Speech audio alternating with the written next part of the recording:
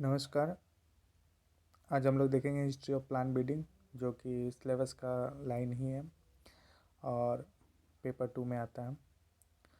तो history of plant breeding का इतिहास कहाँ से, मतलब आप हम लोग तो ऐसे बहुत आगे नहीं, मतलब आज़ादी के थोड़ा पहले से वहाँ से देखने की कोशिश करेंगे। प्लांट ब्रीडिंग पहले होता क्या है? प्लांट ब्रीडिंग क्या है? Principle and method required favourably changing genetic constitution of plant. जो प्लांट का एग्जिस्टिंग जेनेटिक कॉन्स्टिट्यूशन है उसमें जो भी बदलाव लाना है उसको हम कहेंगे प्लांट ब्रीडिंग।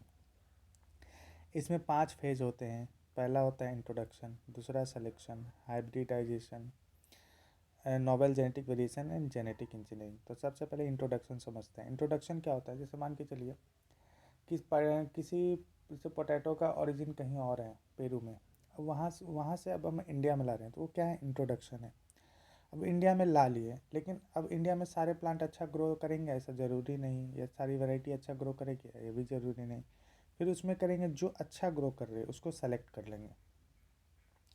सेलेक्ट हो जाएगा तो ये पार्ट हो जाएगा सिलेक्शन का। उसके बाद इसमें जो सिलेक्शन होने के बाद फिर उसको ग्रो कराएंगे, फिर जो बेटर परफॉर्म करेगा और जिसमें जेनेटिक कॉम्पेटेबिलिटी दिख रही है उसका हाइब्रिडाइजेशन क्रिएट करेंगे। हाइब्रिडाइजेशन होने के बाद क्या होगा कि उसमें देखेंगे कि नोबेल जेनेटिक वेरिएशन क्या है। नोबेल का मतलब क्या होता है? यूनिकनेस, डस डिस्टिंक्ट, यूनिकनेस और स्टेबल, ये 3 होना चाहिए। डिस्टिंक्ट, यूनिकनेस और स्टेबल मतलब कोई वैरायटी ऑलरेडी एग्जिस्टिंग वैरायटी से डिस्टिंक्ट है कि नहीं। यूनिकनेस मतलब उसमें कुछ पैरामीटर्स ऐसे हैं जो किसी और में नहीं है। और स्टेबल मतलब लॉन्ग ड्यूरेशन के तक, ऐसा नहीं कि आज दे रहा है अगले टाइम नहीं देगा। उसके बाद है जेनेटिक इंजीनियरिंग। जेनेटिक इंजीनियरिंग में क्या होता है? स्पेशल जीन को, जो हमें रिक्वायर्ड जीन है, जैसे ड्रॉट रेजिस्टेंस का कोई जीन है या फिर विटामिन ए का जीन है, उसको हम लोग आइडेंटिफाई करके उसको रिस्ट्रिक्शन इंडोन्यूक्लियस या जो भी टेक्निक्स हम लोग अभी अवेलेबल है, या माइक्रोब सीजर्स ये सब भी हैं अभी, क्राइसेप है, ये सारी जो टेक्निक है उसका यूज़ करके हम लोग कैसे उसको हटा सकते हैं, मतलब निकाल के किसी अदर में ट्रांसप्लांट करना।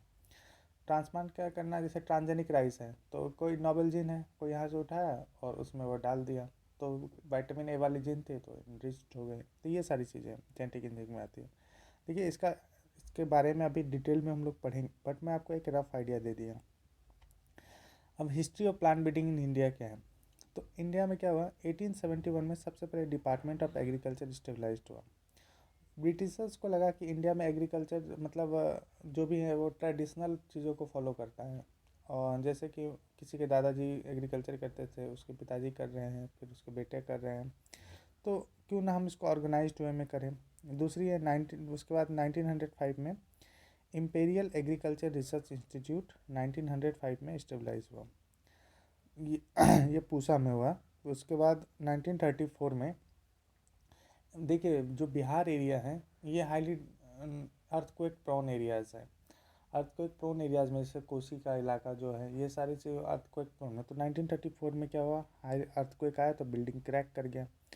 तो उसके बाद अंग्रेज़ों ने सोचा कि इसको अब यहाँ पे रखना सही नहीं है, तो उन लोगों ने शिफ्ट कर दिया न्यू दिल्ली। इसके पीछे एक और लॉजिक है कि देखिए जब 1905 था और 1905 जब हुआ तो भाई ब्रिटिशर्स की राजधानी क्या थी? कोलकाता। 1912 में उन्होंने अपनी राजधानी को शिफ्ट किया, कहाँ? न्यू दिल्ली। तो वो लोग जहाँ राजधानी के आसपास ही वो लोग अपने रिसर्च लेबोरेटरी को रखते हैं। तो उसके बाद आप लोग मोस्टली देखेंगे जितने भी रिसर्च लेबोरेटरी हैं वो दिल्ली शिफ्ट हो गई, क्योंकि वो लोग चाहते हैं कि रिसर्च भी हमारे जहाँ मेन हेड ऑफिस है, क्योंकि यहाँ से वहाँ जाना, फाइल को ट्रांसफ़र करना, डिटेल्स भेजना काफ़ी कम्बरसम प्रोसेस है और डिले हो जाता है बहुत सारी डिसीजन मेकिंग प्रोसेस में। तो उन लोगों ने 1936 में शिफ्ट कर लिया। फिर 1946 में जब इसको भारत आज़ाद होने वाला था, उनका नाम इंडियन एग्रीकल्चर रिसर्च इंस्टीट्यूट। उसके बाद एग्रीकल्चर कॉलेजेस के बारे में आते हैं। इन 1901 टू 1905 में 5 एग्रीकल्चर कॉलेजेस स्टेबलाइज हुए। कानपुर उत्तर प्रदेश में, पुणे महाराष्ट्र में, सबौर जो बिहार में, अभी बिहार एग्रीकल्चर यूनिवर्सिटी सबौर। फिर लायलपुर हो गया, ये आपका पाकिस्तान पार्ट में चला गया, कोयम्बटूर। Tamil Nadu agriculture university Coimbatore. कानपुर में CSA है।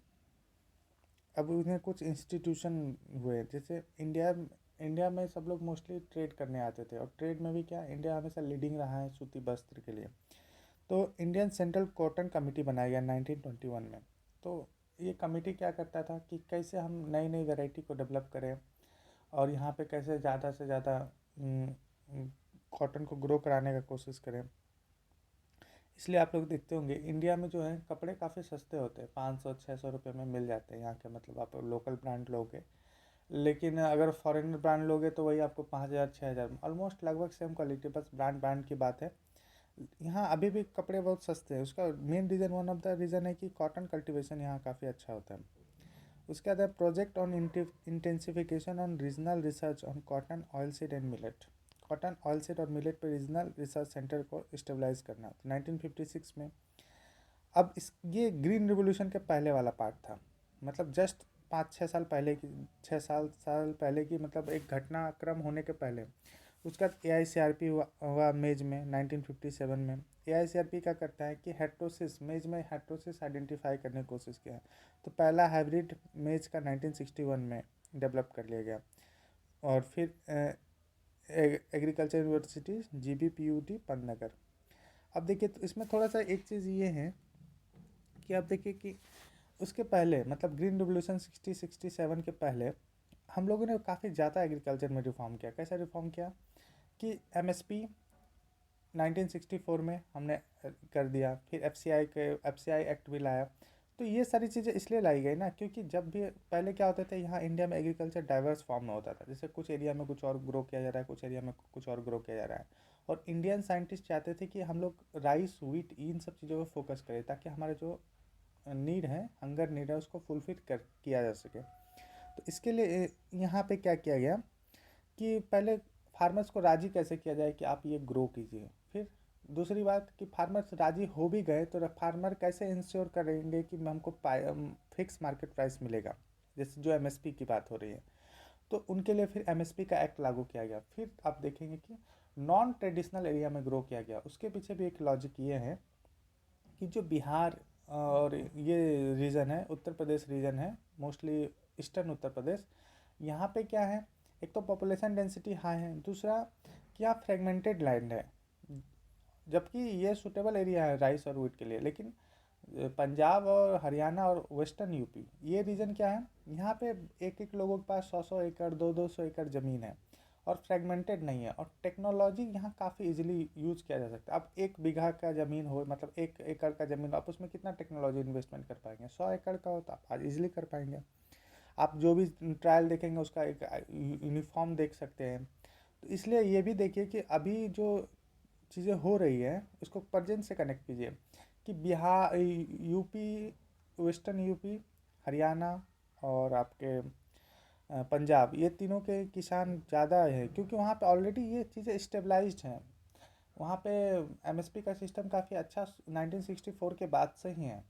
तो वहाँ पे एक जैसे आप एग्रीकल्चर एक गवर्नमेंट जॉब की तरह माना जाता है वहाँ पे, क्योंकि वहाँ फिक्स आपको हर साल 10 लाख इनकम होगा ही। मान के चलिए अब MSP नहीं रहेगी तो उन लोगों को लगेगा कि अब तो वो इनकम आएगा ही नहीं। तो वन ऑफ द ये भी रीज़न है कि वहाँ इनसिक्योरिटी आ गई है नए बिल्स को लेके।